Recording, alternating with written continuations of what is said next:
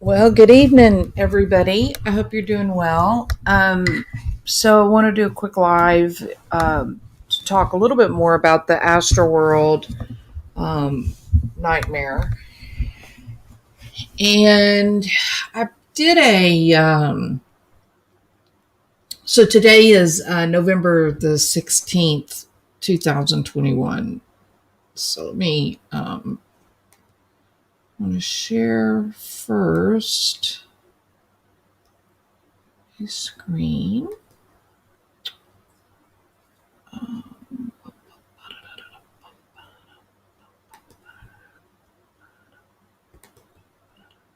There you go.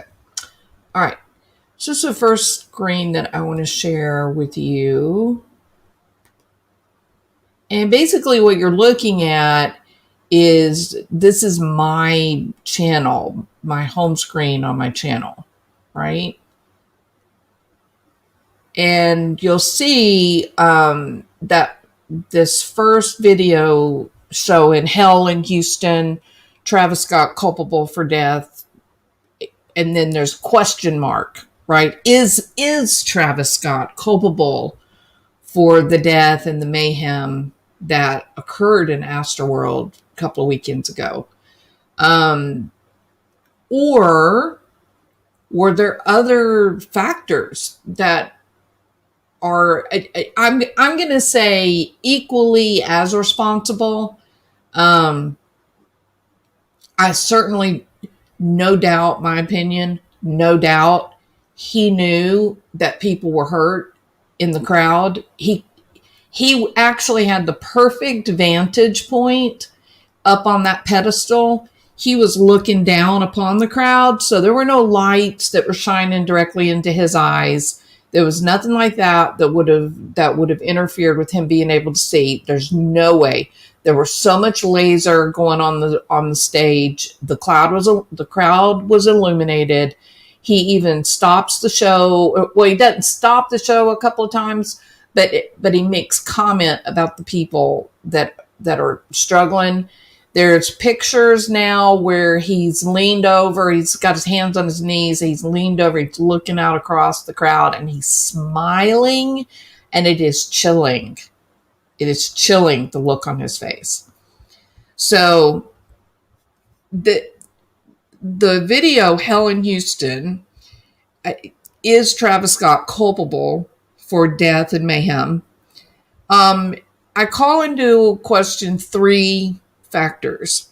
Now, number one, that many people, Popcorn Planet is providing amazing coverage of the culpability of the entertainer, the culpability of the production group, right? The professionals that were working with this show that either didn't know how to stop and attend to the needs of the crowd, or were not inclined to stop.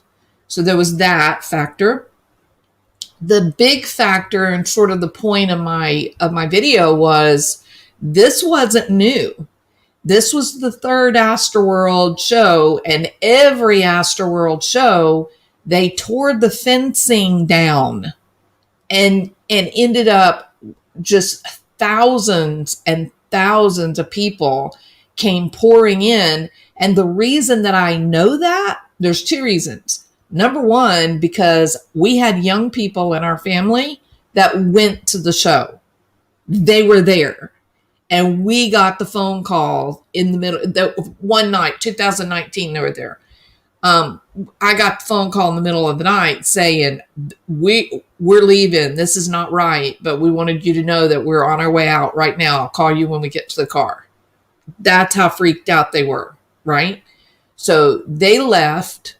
And then the other reason that I know is because it was on the news.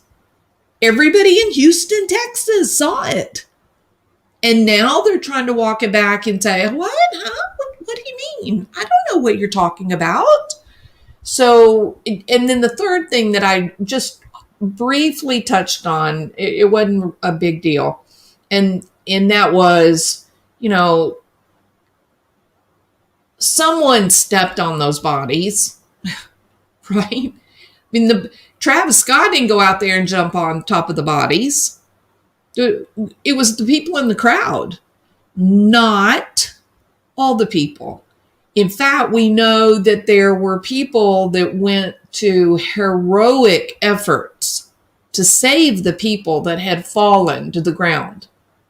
We know that.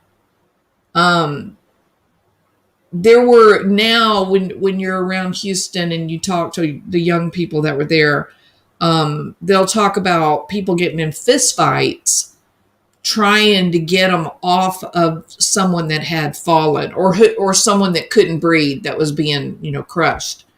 No, there were heroes, absolute heroes in the crowd, no question.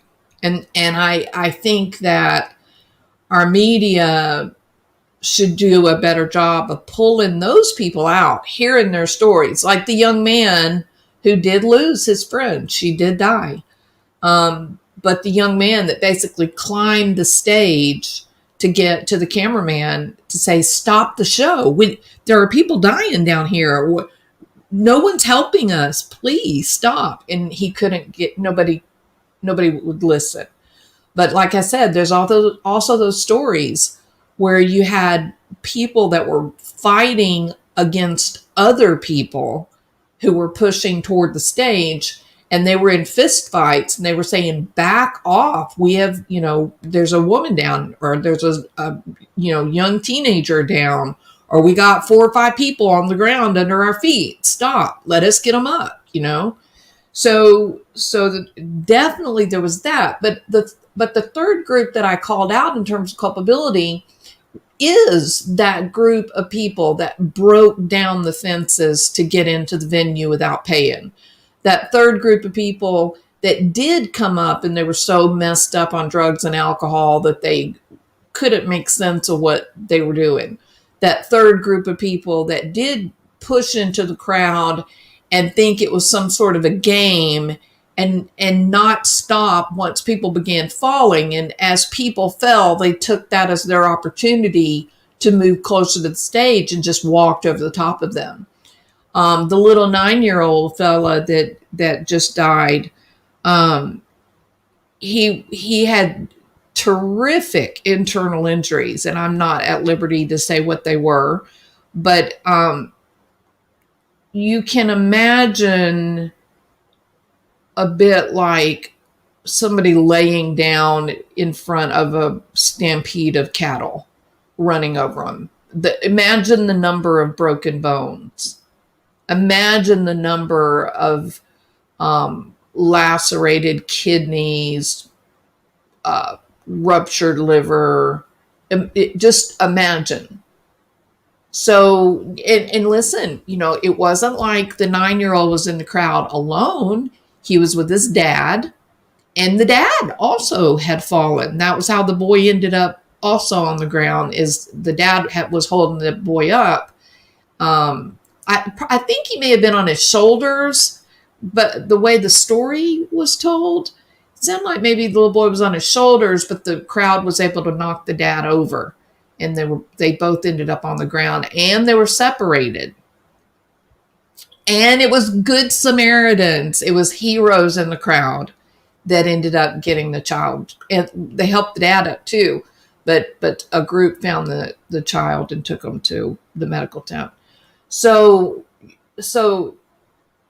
while I hold 3 groups accountable, Travis Scott, the production crew, the show itself, right? Travis Scott specifically, you don't hear a lot of people point the finger at Drake, although he is named in the lawsuits. You don't see people pointing their finger and being outraged toward Drake. Why? Well, because he wasn't the one that was out there watching as it was happening. And Travis Scott did. He watched this. He saw this unfolding, and rather than putting it, telling everybody to stop and getting it under control, he almost doubled down and, kept it going. You hear this crap that they're saying about oh, we can't stop the show because it would be a riot, something along those lines. No, you're going to have trouble if that's what you're going to try to say in a court of law, because you're going to have a lot of psychologists that are willing to come out and say that is absolutely incorrect, and you guys know it's incorrect, and here's how I know. Travis Scott went down into the crowd at one point, right? He goes down into the crowd. Wouldn't you be fearful if this was a crowd that would riot, be out of control? Wouldn't you be fearful that your star, your mega god, that he would be harmed by the throngs of adoring fans that have no control over their emotions? But that's not what happened, right? No, they body surfed him around. They protected him at one point when somebody took his shoe. When it was time for him to get back up on the stage, nobody grabbed him, pulled him down to the ground, tried to take his shirt off, nothing like that. These people are in control. These people the majority of them were normal people. Were there some animals in the crowd? Of course, obviously, clearly. But the grandest majority were normal people that were there to have a good time. And we've all gone to concerts. I've already said a million times, we were in my younger days, we were big concert goers. We loved it. We went right down to the stage, did the whole thing. We loved it. Okay. So these were just normal people. These were not crazed people. Now you get 50, 60, 70,000 people into a little 40 acre square, then even those 35, 40,000 people will have enough combined power to crush somebody. But that's not what they were dealing with. He could have stopped that show. There would not have been a riot. Travis Scott was God for the day. If he had said, everybody sit down where you are, put your butt on the ground, stop moving, they would have done exactly what he told them to do. I guarantee you that. But he didn't. He doubled down. The show continued from the moment where they can prove that he was aware to the time that he walked off at the end of his show. 48 minutes he continued to play. So that's pretty humbling. Now then, so that's the video. Okay, and I call into question three groups. The Travis Scott and the production people for not stopping the show.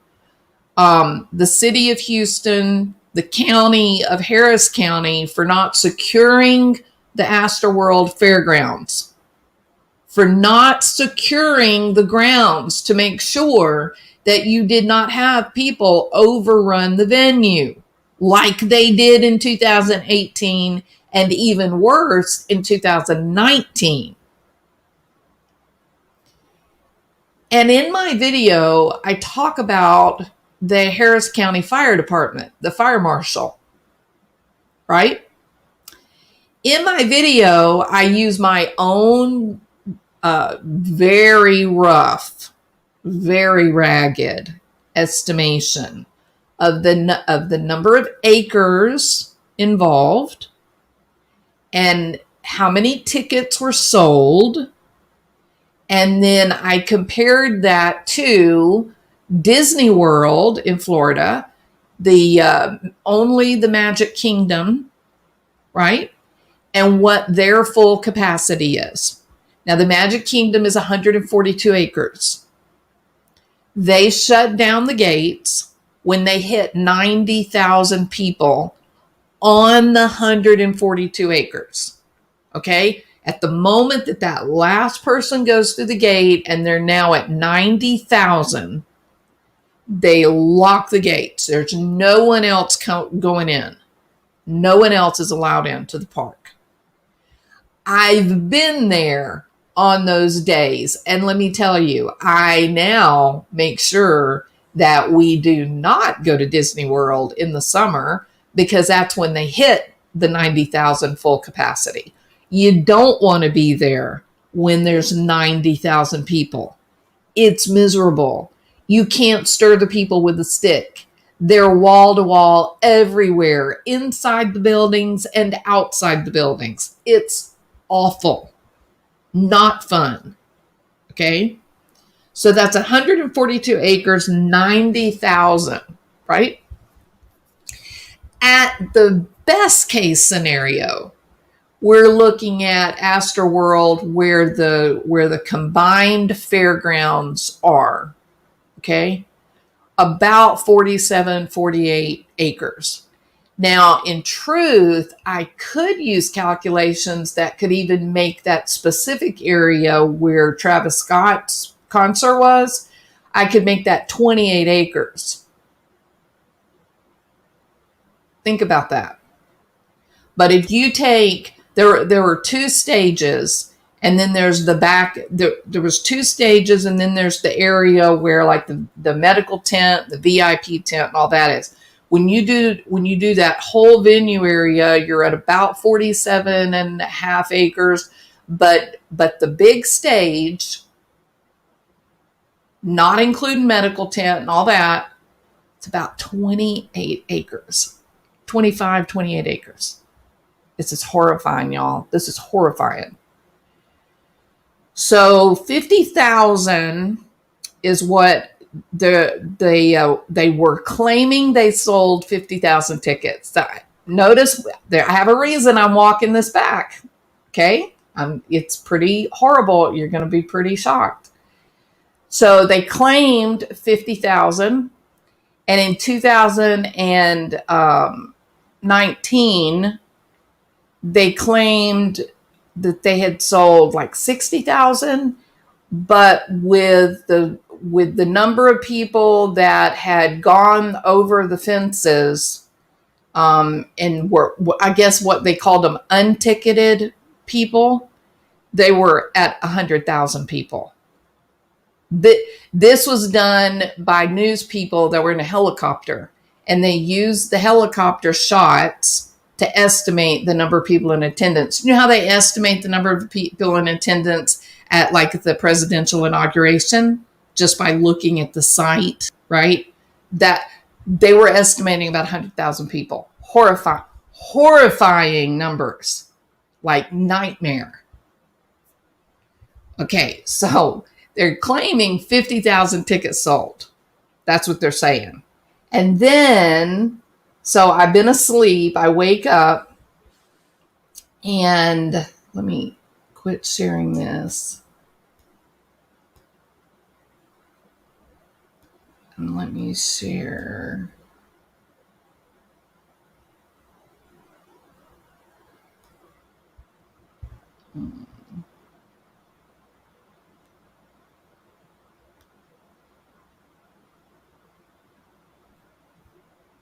Okay.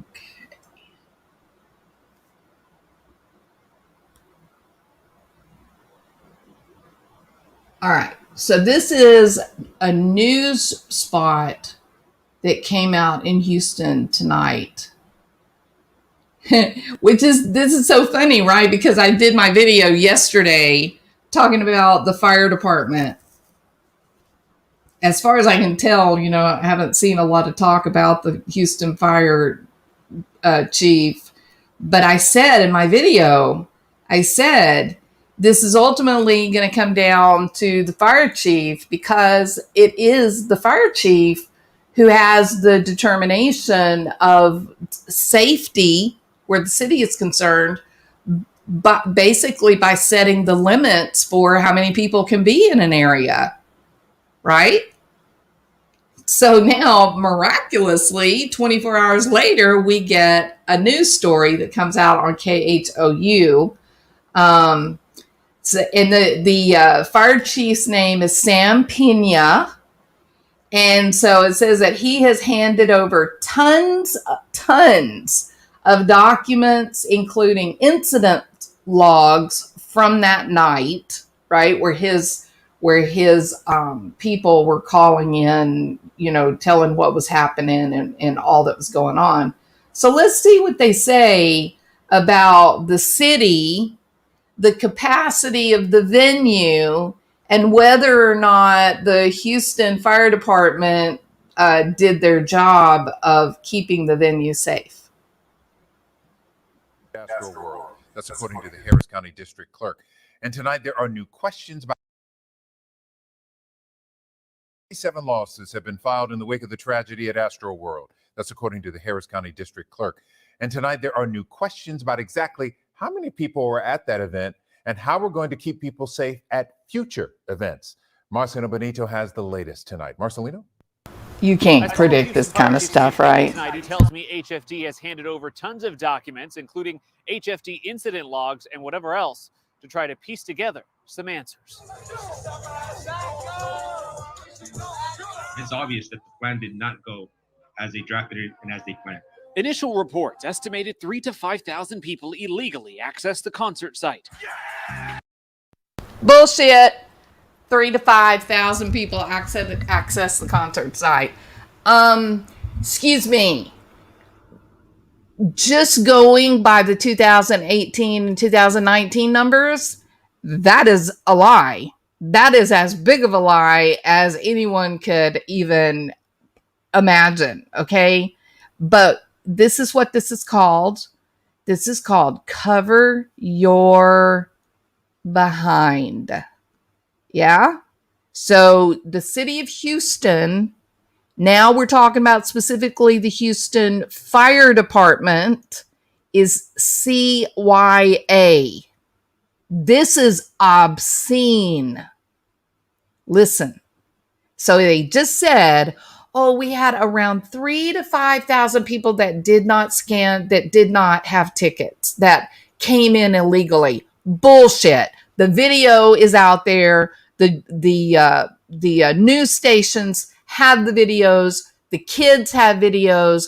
Don't say it was 3,000 to 5,000. It's easy to see that it was throngs of kids. When Travis Scott took the stage, 55,000 plus were in the crowd. But tonight, Chief Pena says a little more than half had their tickets scanned at the gates. Okay, now, excuse me. I didn't just fall off of a turnip truck, okay?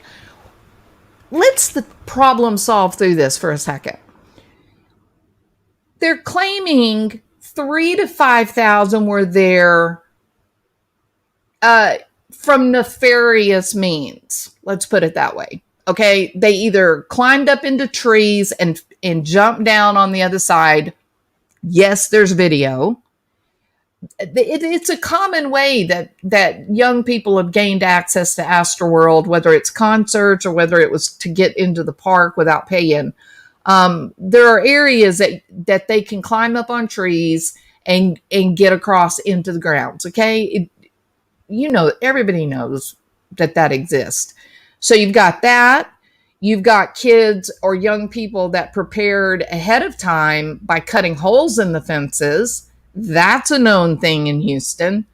And then the very public, hey, we're just going to knock your damn fences down because nobody seems to think that we should be held to any kind of standards. We're a group of young people completely out of control. We started using drugs and alcohol when we were 12 years old. We stopped giving any kind of attempt at learning anything in school, starting at about the 5th or 6th grade. But the school system just continued to pass us through and gave us a diploma. And yet we cannot read a book. I don't know how you expect us to get a job if you graduate us, put a diploma in our hand, and then when we go for a job, we can't even read the application. Yeah, this is a real problem. This is really happening in Houston. But that now we're going to put up these little cheap aluminum fences and we're going to say, hey, here's your boundary. Don't cross over. If you haven't paid for your ticket, you're not allowed in. Oh, what? Huh? Yeah, what a joke. And they push it down and they go in. I don't know why people think if you're not going to raise kids that are going to pay attention to those boundaries and say, hey, You don't do it because it's the wrong thing to do. These kids, these young people haven't been raised in that world. The world they've been raised in is, if I want it, it's mine.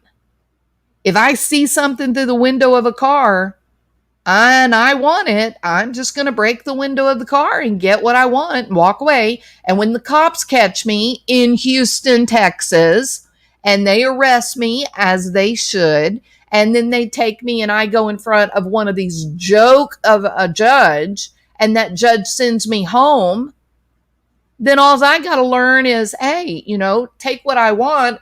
I may have to go and eat a meal at the jail, but ultimately I'm going to get to go home. And don't worry about showing up for your court date. That's a joke. They're not going to do anything to me. They've let murderers out on public recognizance. Why are they going to come after me for stealing a laptop computer? Okay, so there are consequences, Houston. There are consequences, Houston judges. There are consequences, LINA Hidalgo. And what you guys have been doing now for about 5 or 6 years, going on a decade, you are making the city of Houston a horrifying, terrifying, dangerous city, because the young people, not all of them, but a proportion of those young people are hardened criminals, and they lack empathy. They have no care about other people, and they will hurt you. And what now they're telling us, no, don't believe your eyes. Don't believe your eyeballs.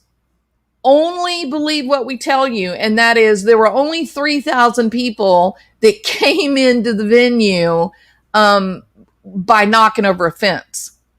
Oh, okay. So only 3,000. But as other people walked by, heard the music, saw the fence down, they said, no, can't go in. Don't have a ticket. Is that what you're saying, Mr. Pena?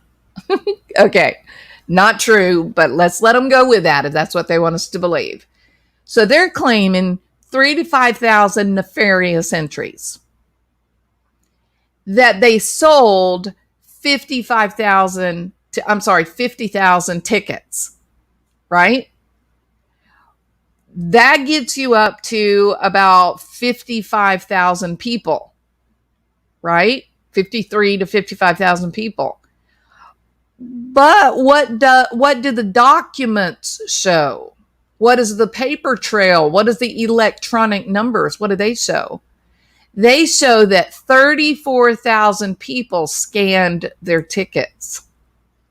Oh, so a little over half of the people did not go to the concert? Huh. Isn't that interesting? Why would you spend $300 for a ticket and not go to the concert? 20,000 people didn't go to the concert even though they paid $300 for a ticket? I'm sorry, you are asking me to believe something that is simply not true. So it's an interesting set of numbers. Why? Well, because the Houston fire chief cannot let you know how many people were there, because the lawsuits are going to bring Houston, Texas to its knees. The Houston taxpayer is not going to be able to carry what is about to happen when these settlements begin. Okay? So they, at all costs, they have got to stay away from that 100,000 number at all cost. So what he's asking you to believe is, no, don't hold us culpable. We're not responsible. We only had about 3,000 people that were able to get in illegally. Not our fault. Nope. They did break in, but we shut it down. 3,000, that's it. But that doesn't make sense, sir, because we can see the crowd. Like, we know that you are way over capacity. Well, we did sell 50,000 tickets, but there were only 34,000 that were scanned. sir, how is it you have 34 scanned, but you are over capacity? We can look at it. Well, I don't know, but that's how it is. We can only prove that we sold 34,000, 35,000 tickets. So now the proof is beginning to come out, right? So it looks like, just hypothesizing, maybe they didn't sell 50,000. Maybe they ratcheted it back to 35,000 after what happened in 2019. Maybe they went back to 35,000. And again, they had that additional 20, 30, 40,000 that came through unpaid, like what was proven in 2019 and 2018. And that's how they got up to this level of attendance. So I'm going to go ahead and let this play through now without interrupting, okay? 27 lawsuits have been filed in the wake of the tragedy at Astroworld. That's according to the Harris County District Clerk. And tonight there are new questions about exactly how many people were at that event and how we're going to keep people safe at future events. Marcelino Benito has the latest tonight. Marcelino? I spoke with Houston Fire Chief Sam Pena tonight. He tells me HFD has handed over tons of documents, including HFD incident logs and whatever else, to try to piece together some answers. It's obvious that the plan did not go as they drafted it and as they planned. Initial reports estimated 3,000 to 5,000 people illegally accessed the concert site. When Travis Scott took the stage, 55,000 plus were in the crowd. But tonight, Chief Pena says a little more than half had their tickets scanned at the gates. We hear that there. I love how they say 55,000 plus. Look, you guys can try to do you can play your game as this is the fire chief, Mr. Pena. Notice his palatial office. Okay? He's in the ivory tower, right? He looks out, his office is windows on three sides, and he looks out over his kingdom. Well, now, Mr. Pena, it's time to be a king. It was your call on the number of tickets to be sold. It was your call to put a stop to at the moment that that venue went over capacity for what you set as the limit of safety. At that moment, the Houston police, the Houston Fire Department, you guys were responsible for shutting it down. That's where this thing is going to go. This guy right here, he is going to be the one that is going to shoulder a lot of this. So 55 plus is what they're saying, but only 3,000 to 5,000 came in, by breaking in. Bullshit. Now they're saying half scanned their tickets that they bought legally. Oh, come on. Please stop. It is exactly what I said last night. Same thing as 2019, 2018. They sold 50,000 tickets, and you ended up with 40 or 50,000 people that were able to come through from breaking down the barriers, breaking down the fences. And that is why this guy is now on TV talking. There were 34,000 tickets that were scanned, but we really won't know the true amount until we get a ticket manifest. As HPD's investigation moves forward, I still think that we should do more. County Judge LINA Hidalgo put. Okay, now this little thing right here, see that cute little thing? Make no mistake about it. She is maniacal with her power.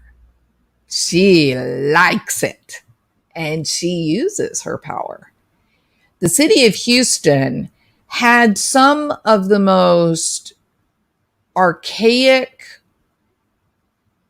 ideas for how they would manage the whole COVID lockdown thing. the things that they were proposing to do to the citizens of Houston, Texas was fairly horrifying. They were going to go door to door to make sure that you didn't have people at your house that didn't live there. Yeah, in the United States of America, in the state of Texas. Oh, but this is for your own good. This is where we are the wise parents.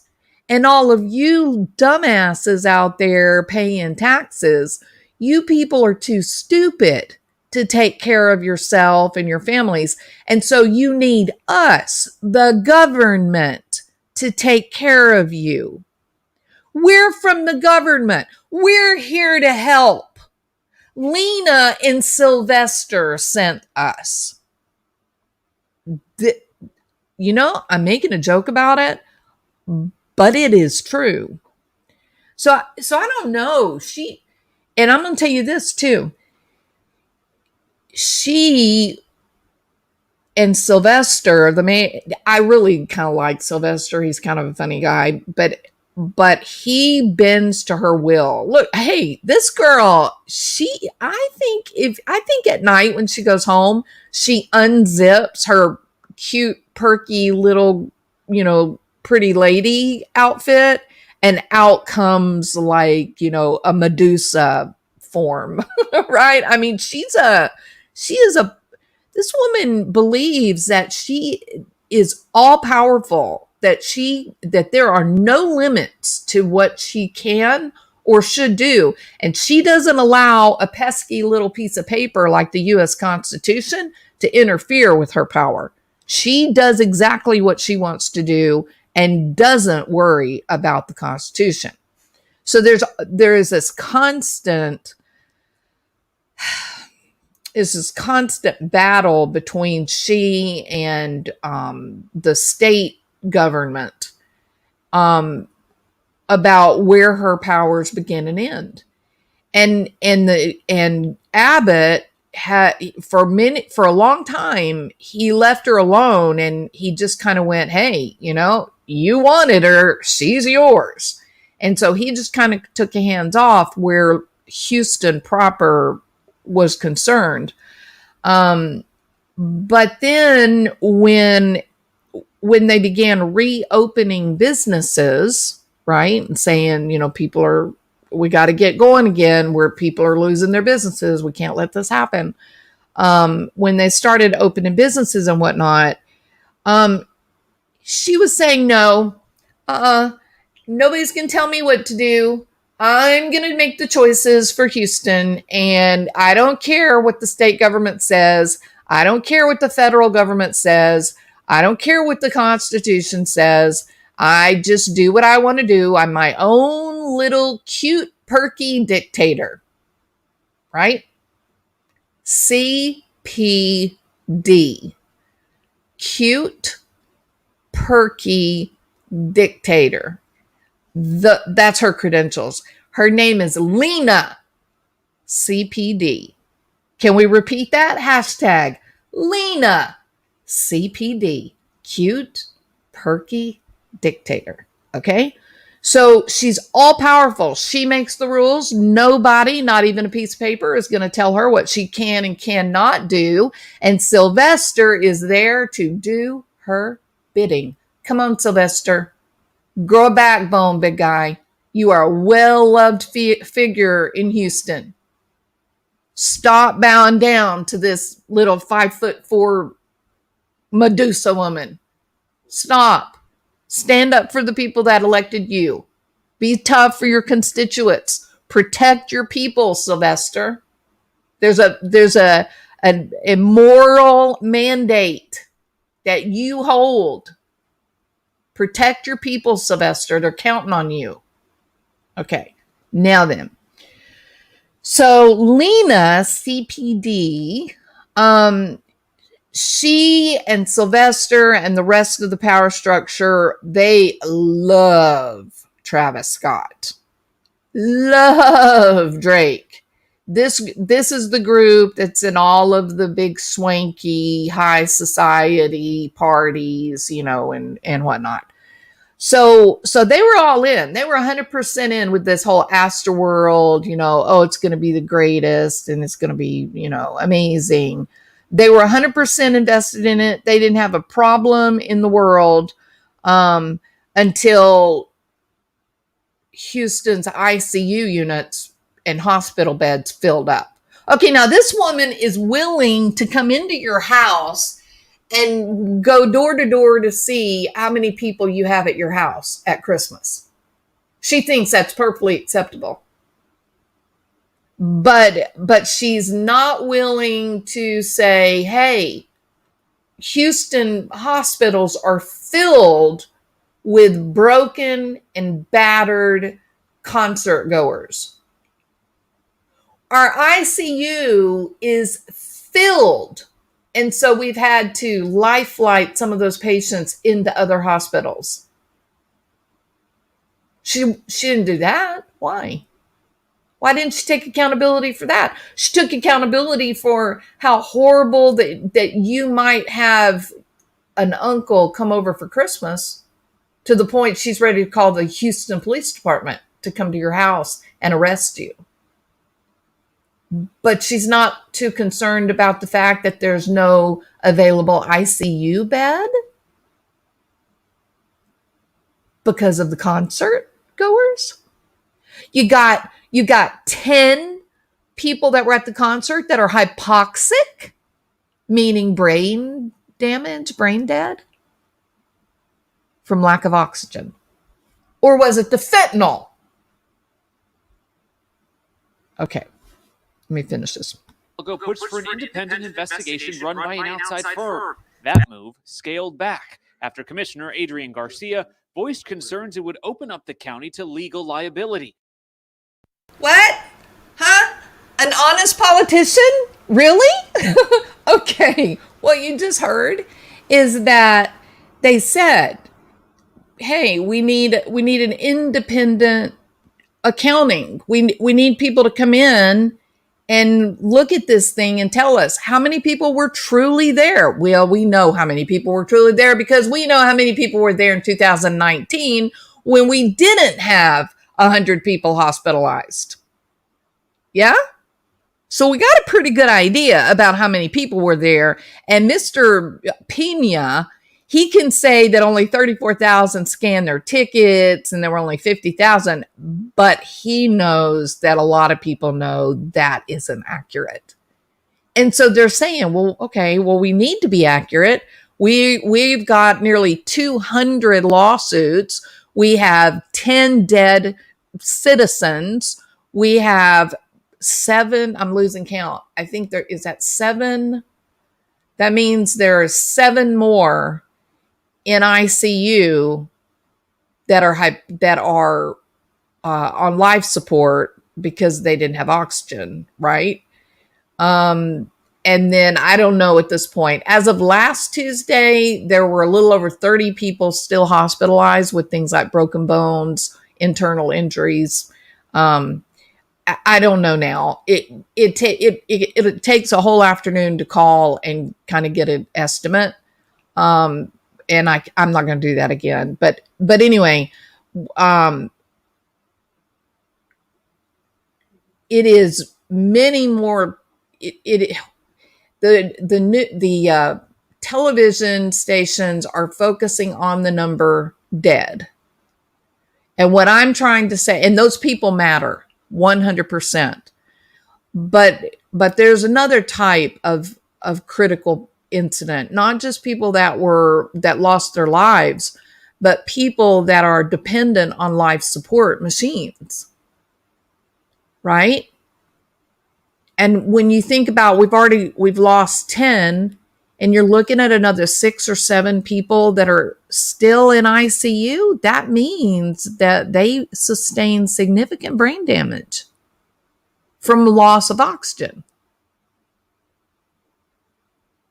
Many of these people suffered heart attacks for some reason, they're claiming it's because of the push of the crowd, that they were not able to breathe.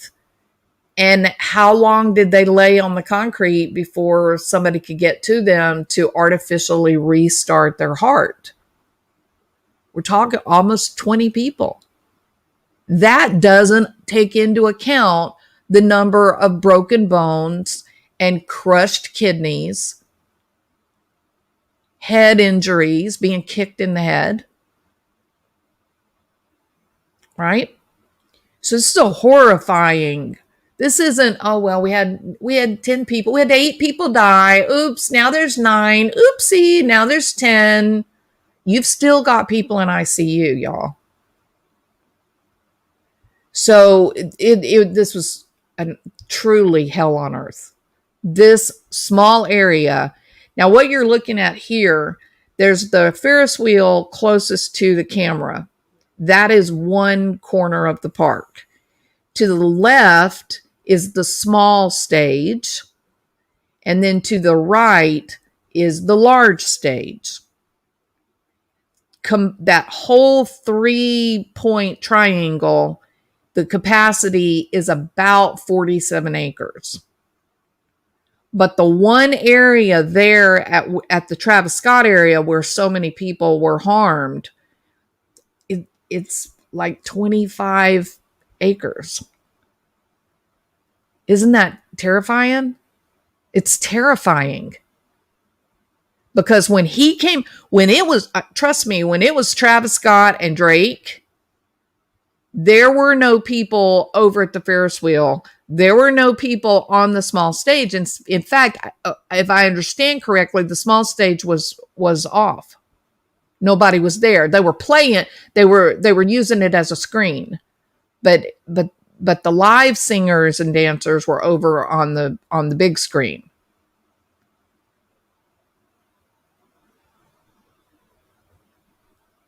Horrifying. So it's a terrifying, disgusting set of circumstances, and the power structure of Houston, Texas has, from the morning after this took place, they have been pointing their finger at the county. No, not our fault. We didn't do anything wrong. It's the county. They are the ones that signed the permits. Look over there. Wrong building, not the ivory tower. You're going to have to look over there at the lowly county officials that no one knows their names. We kings and queens in the ivory tower, we hold no responsibility for any of this. Look over there. And then last night I said the Houston Fire Department, the chief of fire department, the chief is the one who determines the safe number of people for any venue in the city. And at the moment you go over capacity, they are supposed to lock the doors, shut it down, stop. And he failed. Now, I don't think they failed because the firemen and the EMS and the people that work for the fire department, because they're somehow not any good at their jobs. I don't believe that, not for a moment. I think that the people in charge did not properly secure the fence. They did not properly secure the grounds. And it wasn't like they didn't have any kind of foresight. 2018, 2019, same exact situation. There was nothing in the hours leading up to this nightmare. There was nothing different in 2021 that did not happen in 2019 and 2018. It did.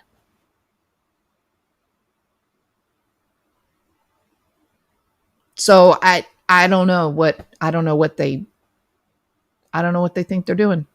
One last thing before I finish out this. Notice the main stage over here where Travis Scott was playing. you see the cross? See the cross?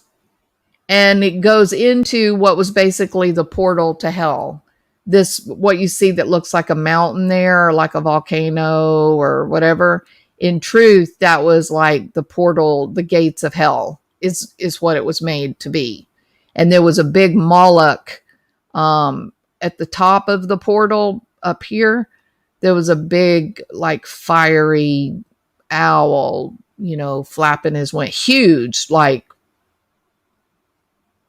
100 feet tall, giant, enormous up here. So it's kind of, I get all of the theatrics and the music industry. They, depending on the type of music and whatnot, they almost kind of embrace this idea of mayhem and anti-establishment, anarchy. I understand all that, and the whole satanic theme has been something that has been playing out now for a couple of decades, right? I mean, they even do it like on the music awards. This is not anything new. This wasn't like specific to Travis Scott, I don't think. But when you have 10 people dead, you still got 7 or 8 that are in ICU that are, had suffered loss of oxygen. You had dozens and dozens and dozens with serious, severe blunt force injuries. And then not to mention thousands that were sick, right? Thousands that at the end of the day, they were harmed by being at the concert. This was hell. This was hell on earth. And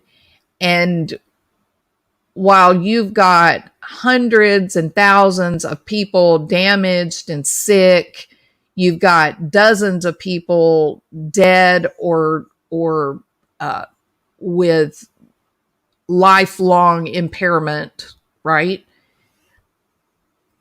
And not only did Travis Scott, he was up on a pedestal. He had a bird's eye view of the crowd. He absolutely knew what was happening around him. Kylie Jenner knew what was happening. Her photographs show the ambulance. They knew what was happening, and they continued. And while you had thousands of Houston or Travis Scott fans, Drake fans, you had thousands of people that went home sick, or they went to emergency rooms, or they went to a hospital by ambulance. These guys went to a strip club at the end of the show. They went to Dave and Buster's partying. Then they went to a stripper place where Drake dropped, prepare yourself, Drake dropped $1 million on strippers. Now listen, I don't disparage a single female from making money. Do what you gotta do, girl. If you were blessed with that kind of asset, oh well, okay? My point is, how far will these people go to protect their kingdom, but they will turn around and drop $1 million on strippers in one night? So LINA, my girl, CPD, these are your people. These are the people that you love and you push and you talk about what great, fine, wonderful people they are. You got a guy, one of Houston's beloved by all. I'm telling you, Drake is well loved, and he's not typically, you don't ever hear about him getting in trouble. He goes to the sporting events and he talks to fans, not in a crazy, oh, I'm a god kind of way. He's just a normal guy. He's just a, it's a normal thing to see Drake out and about in Houston without all these bodyguards and stuff. He's just a normal guy, right? But they were partying that night. I mean, they were partying hard. So they'll go party that hard when their fans are broken and bleeding and dying. And yet the best that Travis can do is, oh, I'll pay for your funerals. I'll pay for your funerals. I'll pay for a month of counseling. A month of counseling?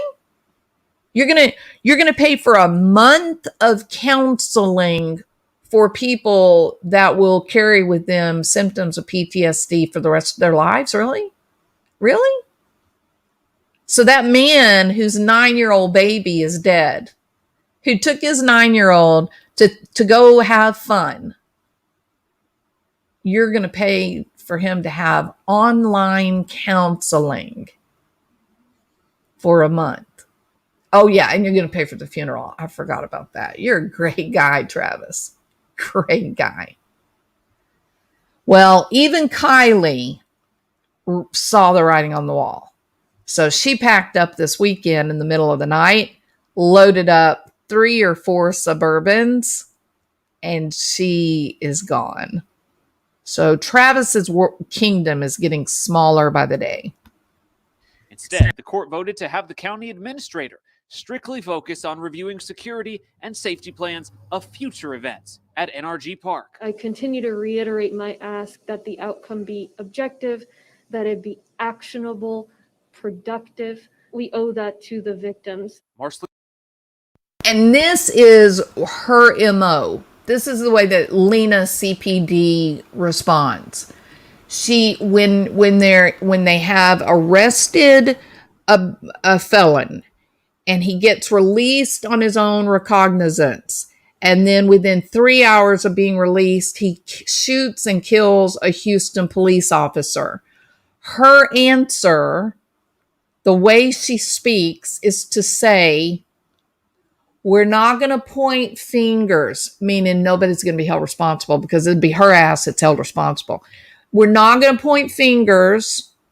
We're going to look to the future to see what we can do differently so that this never happens again. That's their standard mantra. And the problem is, LINA, it keeps happening. LINA. Why? Well, because you have people that are criminal in nature, and they harm and hurt and kill non-criminals. And then when Houston police do their job and arrest them, then you and your judges and your district attorney release them back out into the community to kill another day. I mean, is this your idea of crowd control, LINA? It is time for what's happening in Houston to stop. Houston, Texas is a beautiful city. Houston is filled with the most amazing people. The research facilities that we have, the medical facilities, I'm telling you, Houston is amazing. But here's the problem. If it becomes an exercise of self-defense just to go down to that great and glorious medical center, if you're taking your life in your hands because you may have a carjacker shoot you in the head to drive off in your car while you're trying to go get cancer treatment, maybe you're going to make a decision not to go to the medical center to get your cancer treatment, right? Here's a question for LINA and Sylvester. How many empty buildings do you have at the medical center? Inquiring minds just want to know. Quite a few, right, Lena? So where are they going?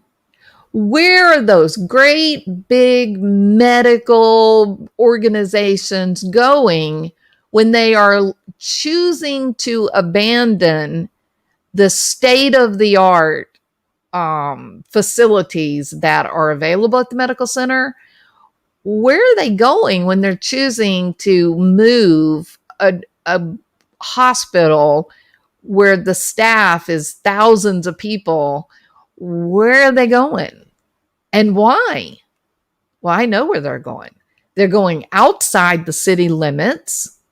Some of them are just going like up to the Woodlands. Some of them are going out like down towards Galveston. They're moving out of the city limits because it is dangerous. You guys, your little playpen is a mess.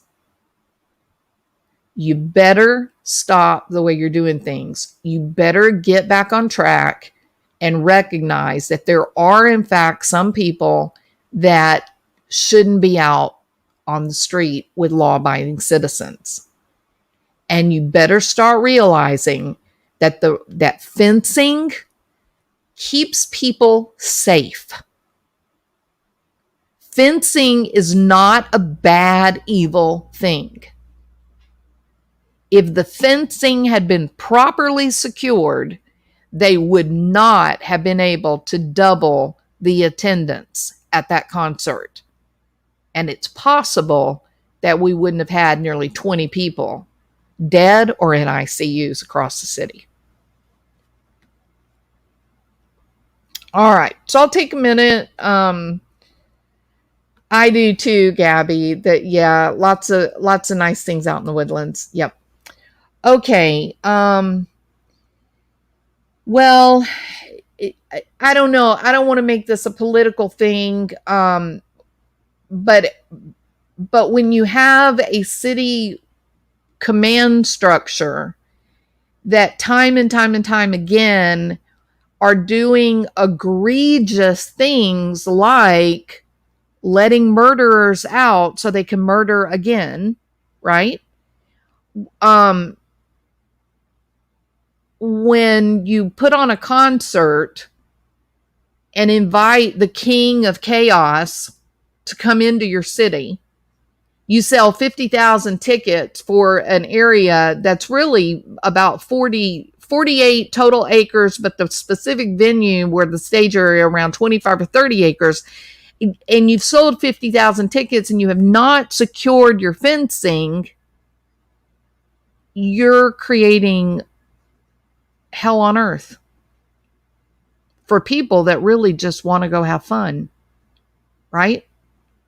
There's not a single person there that deserved to die or to be suffocated or to have their arms broken or their legs broken or crushed liver. No, nobody there deserved that. They were there for fun. And now you have the chief of the fire chief come out with foolishness like, oh, we only got 34,000 tickets scanned. Well, where did they all go, chief? Where did they all go? If they bought their tickets legitimately, and you're saying that they didn't get scanned, why? Why weren't their tickets scanned? They just decide to stay home. They drop more than $300 on a ticket, and they just decide to stay home. The biggest event in Houston, Texas in 2 years, and they're just gonna, oh, we don't want to go. You're gonna tell us that 20,000 people said, nope, not going, gonna stay home.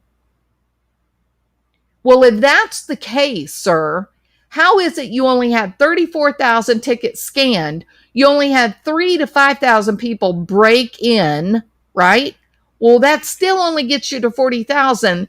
The eyes don't lie. There were 55,000 plus in attendance, and that was the news trying to not expose you as a liar. When you go back to 2019 and 2018, those news reports said that there were 100,000 people in an area of less than 50 acres. And remember, the Magic Kingdom, 142 acres, 90,000 capacity. 75 acres would mean 45,000 capacity. We didn't have 75 acres. We had 40 acres, 45 acres. That fire chief is in deep trouble. So keep an eye on Houston, Texas, because they are running scared.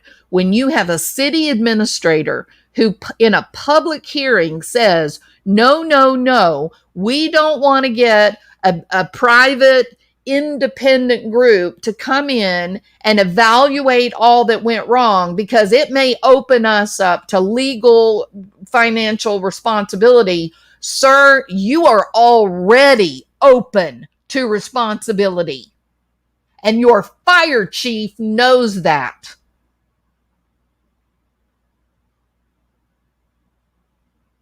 This is egregious that these people are manipulating and trying to mislead and lie when you've got hundreds of people either dead, permanently affected for life, still in the hospital healing, or forever experiencing symptoms of trauma because of the failure of this man on your screen, Travis Scott, his production company, Live Nation, the city of Houston, and the county of Harris County.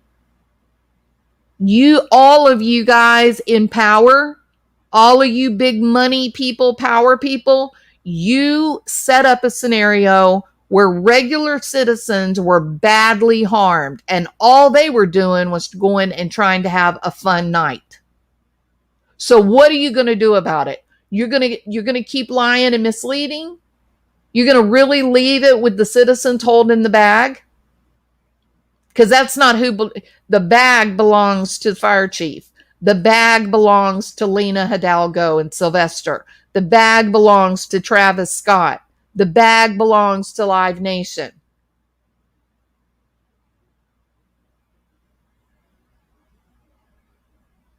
It's time. Sometimes, you just got to take a deep breath and go, we messed up. This has been going south a long time. Our city and our county executive structure, we have not been making decisions for the good of the people. We have been making decisions that were good for us politically. But the city is paying a price through what? I don't know. Empty buildings, Sylvester.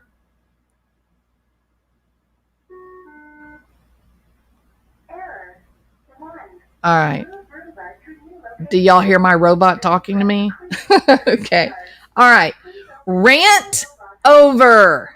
Put that soapbox away, people. Okay. Thank you, Scott. Southwest by West. Hi, Jules. Did any more information come out about the man that was sticking people with needles at the concert? Well, there's another example, Scott, of the Houston executive group walking back, misleading, blowing smoke, obscuring the facts. What was said, one of the last press conferences that the chief of police did, he said, and I quote, "The security guard said that he got his facts wrong, that he was not injected, that he got hit in the head like with a rock, that he didn't say that it was a needle." That's what the chief of police says while the cameras are rolling. Here's the problem, Scott. If you go back to the original press conference, the morning after the mayhem, It was not a security guard that was injected with fentanyl. It was a Houston fireman. See how they do that? See how they get away with their lies and obfuscations? They mislead people. Oh yeah, you remember the guy that said he got injected? Yeah, remember that? Okay, well, that security guard came out and said that he was wrong. He was not injected. Actually, he got hit with a rock. Oh, well, thank God for that. Oh, wow. Thank you so much, Chief of Police. Thank you for that. But meanwhile, back at the ranch, someone's paying attention. And someone's going, wait a minute. That wasn't a security guard that got injected. That was a Houston Fire Department personnel. It was a fireman. So we have no update on his condition, Scott. The real guy, the real official that got injected with fentanyl at the hospital. Hospital says, yeah, we ran the test. Somebody gave him fentanyl. Is that why we had so many cases of hypoxic people?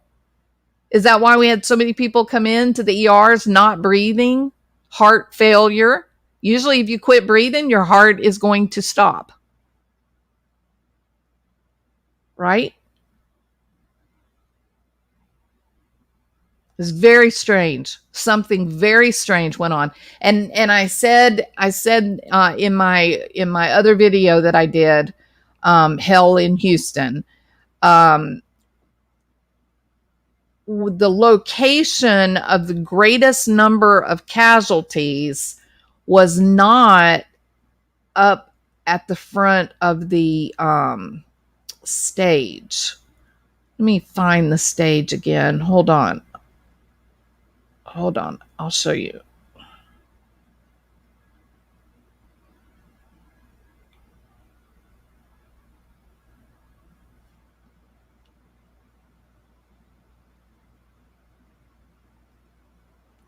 Let's see if that gives a good.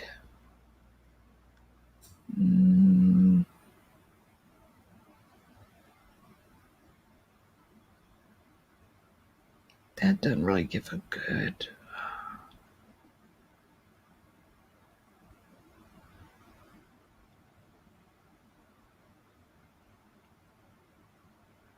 Okay, I think this is probably gonna give us the best view.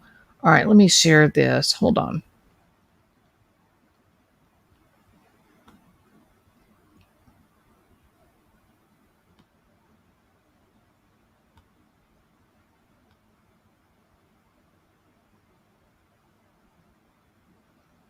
Okay. All right. Now then. So this part here, the left of your screen, this is hell. Okay? This is the portals of hell. That's what it was designed to look like. Correct? Okay. Here, okay, this is the cross, right? And people, they could walk this way and they could walk through this area. Now, notice that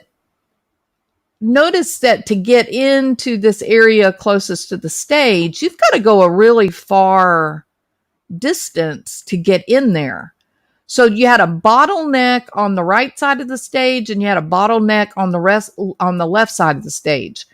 Well, that's a horrible thing because people keep piling in from this side. And if you're back over here, you're in trouble. There's nowhere to go, which is pretty much kind of what happened, right? Now you can see where you see all the black on the ground here and all the clothes here. So that was one area of a lot of people that were hurt and killed. But what do you see back here? right? So there were a lot of people that were also falling, heart stop, things like that toward the back as well. So it was, and then here are the two sentinels, and these had lights that were set up glowing red, looks like bodies hanging there, doesn't it? That's kind of scary looking. So it's very interesting that the majority of the death was not confirmed up close to the stage, like was kind of, that's been the narrative, that when Travis Scott came on, that there was the surge and people pushed forward and crushed the people in the front. There were people in the back that were dead or lost oxygen or had broken bones. They were interspersed throughout this whole area. It's a nightmare. It was a real nightmare.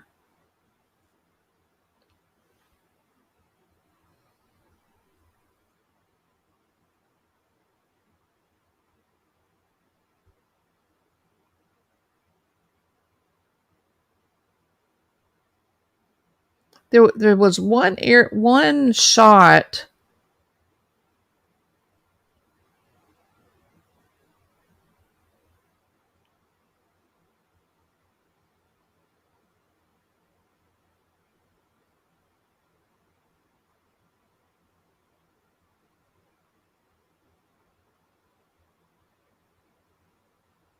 There it is.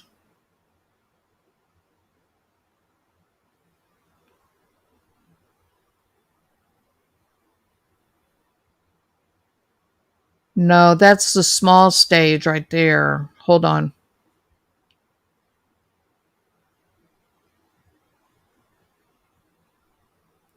See, even this is disingenuous. Why did they show you this? Because it doesn't look so bad, right? But this is a small stage. This isn't even the big stage.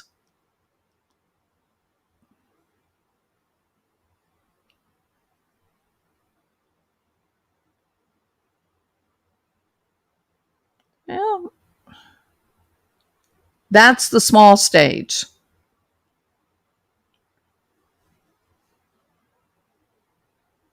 I can't find. There it is. There it is. Okay. So this is a small stage right here to the left.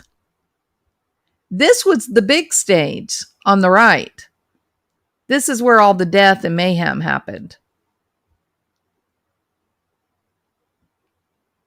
So even though they want you to believe that all the death happened up toward the front, that there was this surge and people pushed, that isn't where the majority of people got hurt. The majority of people fell back over here toward the back. Weird, right? Very weird. I don't know. But I'm shocked at this official.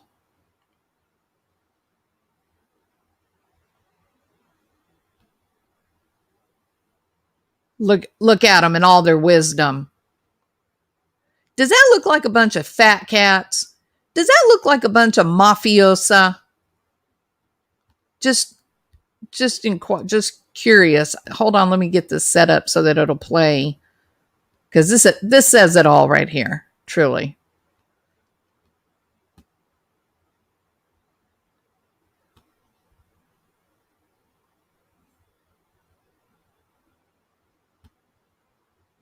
So there's LINA CPD, cute, perky dictator. And here's all of her compadres. These are the forces with which she commands. And you see this little person right here? See this little look, he's so wise and all-knowing, isn't he? They're all so smart and so wise, right? Making great choices for the people of Houston. They're going to keep you safe and keep your city clean and happy and safe and keep your buildings filled to capacity with productive employment, right? Yeah. Yeah. These are the people that are driving your city into the ground. Listen to their wisdom. That move scaled back after Commissioner Adrian Garcia voiced concerns it would open up the county to legal liability. Instead, the court voted to have the county administrator strictly focus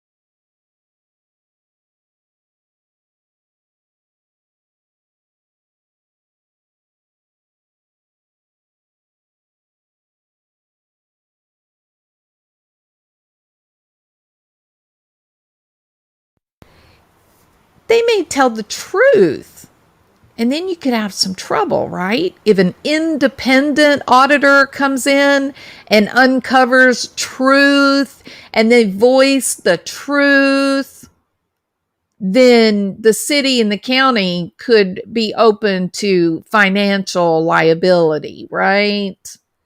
That is the point. firm. That move scaled back after Commissioner Adrian Garcia voiced concerns it would open up the county to legal liability. I want you all to remember this. Virginia says a little more than half had their tickets scanned at the gates. We hear that there were 34,000 tickets that were scanned, but we really won't know the true amount until we get a ticket manifest. As HPD's investigation moves forward, I still think that we should do more. County Judge LINA Hidalgo puts for an independent investigation run by an outside firm. That move scaled back after Commissioner Adrian Garcia voiced concerns it would open up the county to legal liability. The point, Garcia, is you get an independent group because they don't have any skin in the game. Hopefully, if you get an independent group, hopefully you get the truth. Isn't that the point, Commissioner Garcia? It's called the truth. But you don't want the truth, do you? I want your voters to hear this. You don't want the truth. You don't want an independent investigation of what happened. You want it to be done by all of you important fat cats in Houston so that you don't have to put out the truth. You can put out your narrative so you can keep making your money and keep living in the ivory tower, right? You guys are failing the city of Houston. You guys are failing your citizens. Do you hear that, LINA Hidalgo? You're failing your citizens. Get your independent investigation. Do the right thing. You see what comes of it when your decisions are made from a political point of view. Don't worry about the politics. Worry about doing what is right.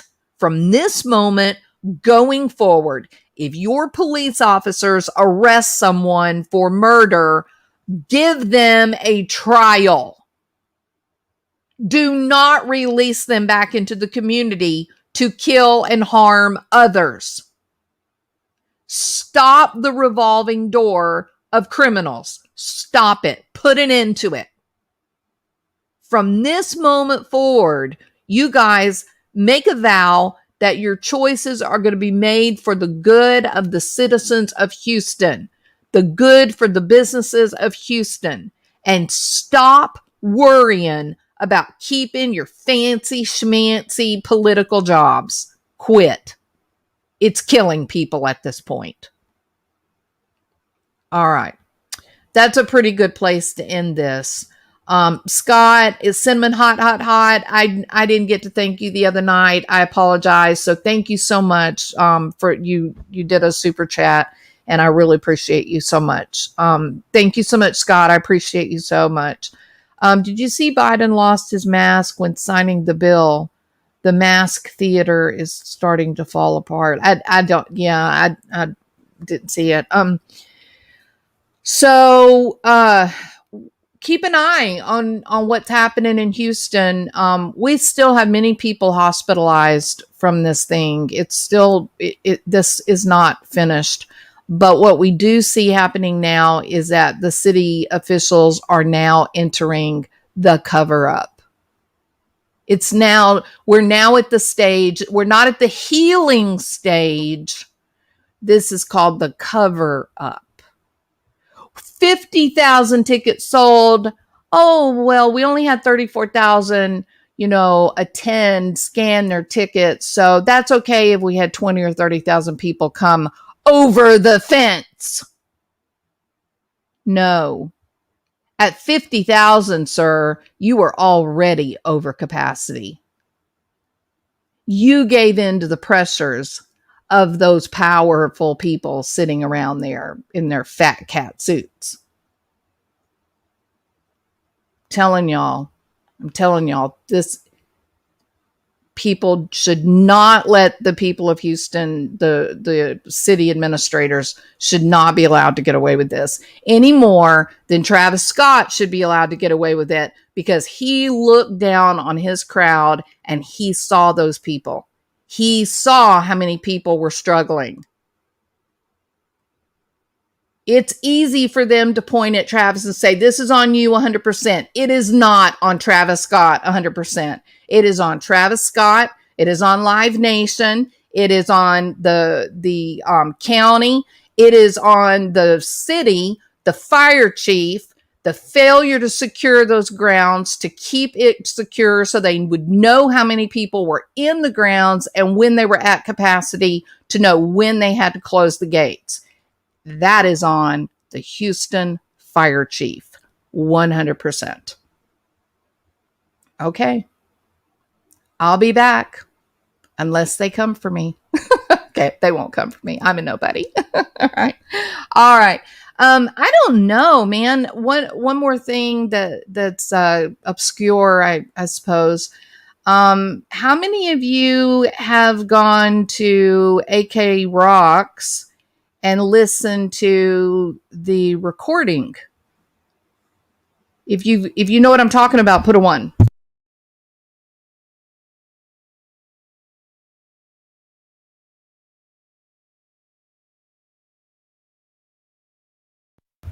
Hybrid Pisces has? Yeah, so I'm working on it, Hybrid.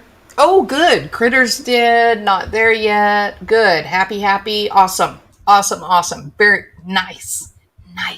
Okay. Cinnamon, can you get that link to that video on AK for people that want to go listen to it? Good deal, Caddy. Thank you for making great content. Thank you, Scott, for being here. I always loved when I see you come into the channel. I appreciate you so much. You've been a good friend. Thank you. Okay, so Inch High has listened. So very interesting. Let me give you a little backdrop here with AK Rocks and this recording. And he'll tell you in the video, like what it is, where it came from and all that. But here's what I want to say about it. As I sat in the courtroom, and listened to the Barry Morphew's preliminary hearing, I was there when they said that the blue shirt was still being processed with the whole DNA thing. Now, that was at the preliminary. This had great meaning to me. I don't know, a lot of people didn't seem to know what they were talking about. They're like, what? What do you mean a blue shirt? What is that? What are you talking about, blue shirt? But I knew what it was, right? Because my friend AK is the one that found the shirt. And Adventures with what's it? Adventures with Purpose? No. Is that what they're called? AWP? So so they found the shirt near, well, according to AK, you would have had to been near the water, in the water, to have been able to see the shirt. It was like whoever had the shirt was in the water, took it off, stuck it up in between two rocks. And if you weren't standing in right in a perfect place, you never would have seen it. He was walking the shore and ended up finding it. And it ended up having, thank you, Cinnamon. Thank you so much. So there's a link to the video. So the Adventures with Purpose, it's not called Adventures with Purpose. What's it called? Maybe it is called Adventures with Purpose. Let me look. Yeah, Adventures with Purpose. That's right. I wish I could, hold on. Let me try Barrymore for you here. Lord, I hate to summon the demon. Say his name.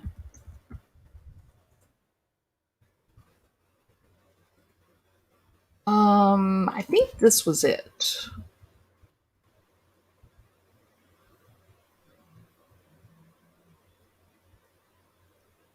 Well, I don't remember which one it was. He's got a couple here. Sell on. Okay, here's one of them right here. Copy. All right, I'm going to drop a link. This is one of the videos where AK was with Adventures with Purpose.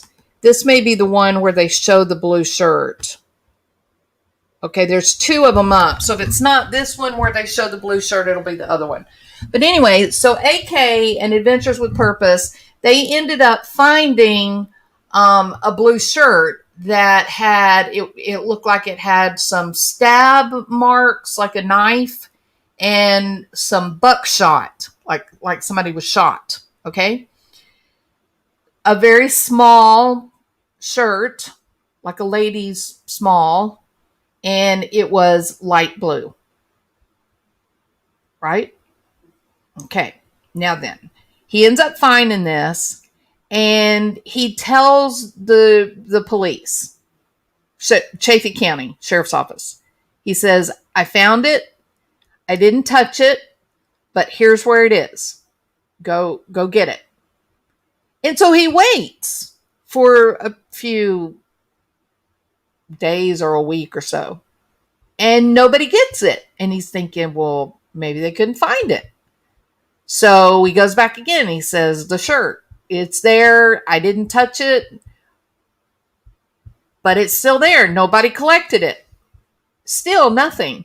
So he ends up getting it like with a stick and kind of put it out where it's more easily seen, some rocks and all that kind of stuff. It took an act of Congress before anybody would collect the damn shirt. Why? Isn't that crazy? It's so crazy that you've got dozens of people searching and looking for this lady, and you can't get the damn Chaffee County Sheriff's Department to go out and collect evidence like a woman's light blue biking shirt with buckshot. Weird. So fast forward a year, right? This was collected more than a year ago when she first went missing. And so now we're sitting in the courthouse, and they're doing the preliminary hearing, and I hear, oh yeah, well we got the blue shirt, it's still out for DNA processing. And I went, what? You've had that shirt for a year. What do you mean it's still out for DNA processing? You've had it for a year. So it's crazy, right? It was crazy. And that was the first thing I said, when I got done and everything. And I was telling AK, I said, they totally said it, AK. I was sitting right there. BZ Mama was in the courtroom. The other people that are Salida citizens that were friends with Suzanne and they know AK and Gonzo and stuff. Everybody was like, they did. They they said the blue shirt is still in DNA processing. So the recording, AK or Gonzo or whatever, AK and them, they would collect information. They would find evidence or potential evidence. They would find information, interesting information, and then they would try to get it collected, and nobody would take his damn stuff. He had a recording where he was talking to Barry Morphew, and nobody seemed to give a damn to listen to it. Isn't it strange? And he ended up that he had to get in touch with the Colorado Bureau of Investigation or the FBI. He had to get in touch with them to say, hey, I have this. And I've been telling them, and they won't go collect the shirt, or they won't go do this, or they won't take this, or they won't talk to this person. They won't look at this picture. They won't do this. They won't do that. They're not collecting the evidence. And once he gets in touch with the FBI, then somebody goes and collects the evidence, and now the district attorney has access to the information. Isn't that the craziest thing you've ever heard? That Chaffee County Sheriff's Department just about refused to collect any of the information that they located. And it would appear that other people that had a vested interest in the Suzanne Morphew story, that they were in bed with Chaffee County Sheriff's Department, and they were like, no, you don't need to take evidence that those citizens find. Just ignore them. Leave it up to the professionals. Well, the professionals are the ones that overlook the blue shirt. Right? He did beg, not there yet. When you have to go back 4, 5, 6 times to different agencies, finally going to CBI before somebody will finally even take into possession the information, it's crazy. It's crazy. So this recording, and it is quite something. It is really chilling. Like, it's one of those things when I listen to it, I get a sick feeling in my stomach. When he realized what he had, somebody sent this to him, right? When he realized what he had, then he thought, oh shit, somebody's got to take this. Somebody's got to hear this. This is what we got to get this out there. He knows what's going to happen. He knows that when he gets in touch with Sheriff Speezy's office and says, hey, I've got this recording, he knows that he's never going to hear from them. He knows if he calls Linda Stanley's office, he's not going to get a call back. He knows that. And so he said, you know what? I'll make it so that they have to listen. I'm going to make it so they can't say that they didn't know. So that they can't say, hey, no one told us. And so he put it out there for everyone, including Judge Patrick Murphy, who has had a copy of it sent to his office. So now at least they know that they have it, right? He knows that everyone else knows that there is this recording, and it's chilling at best.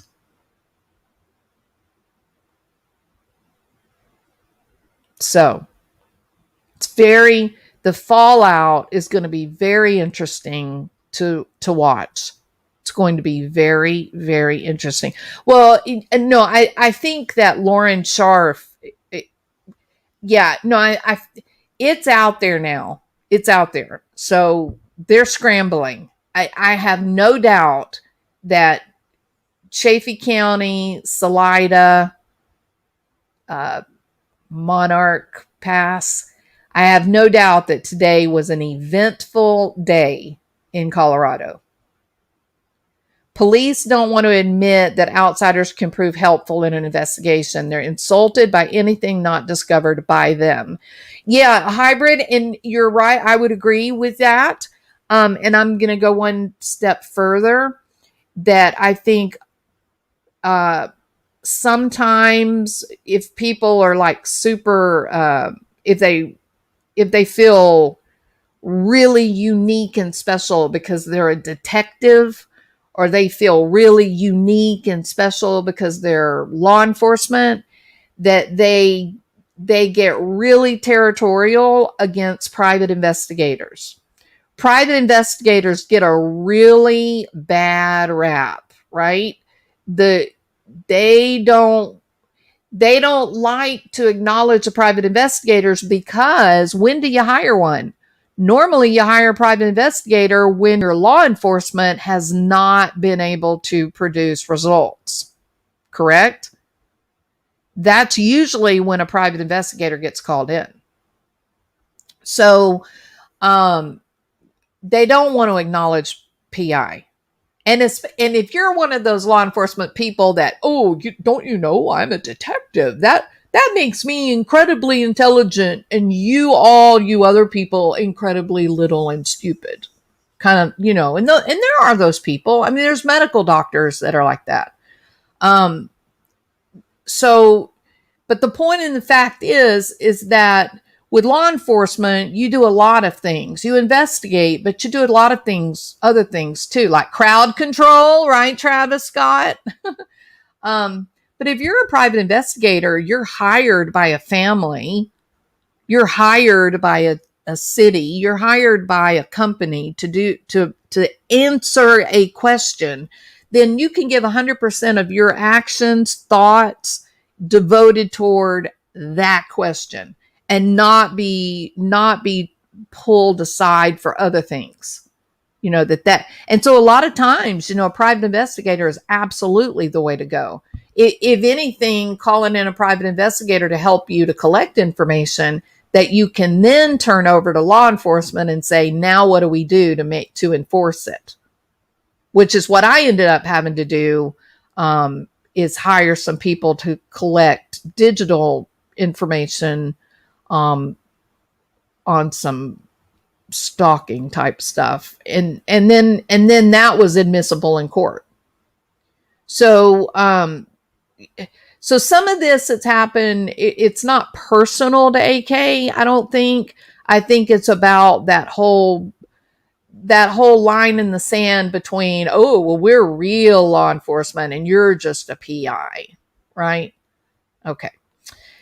So territorial, yeah, I think there's part of this could be a territorial problem. And the other part could be that, Chaffee County is a small place, and Barry Morphew is a big man in Chaffee County. He's a big man because he's walking around with a lot of money, and he's a big man because he was the big hunter, outdoorsman, fireman, and he's a big man.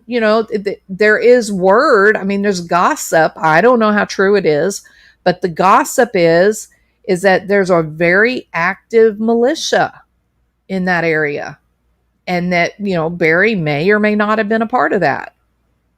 So he had friends in high places. I mean, look at George Davis.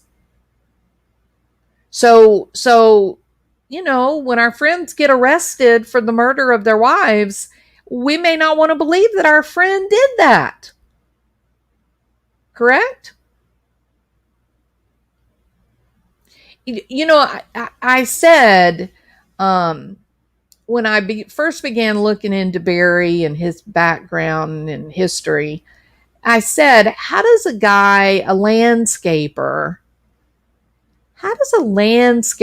go from a family that basically is making ends meet, right? They're not really poor, but they're certainly not wealthy, not even really upper middle class.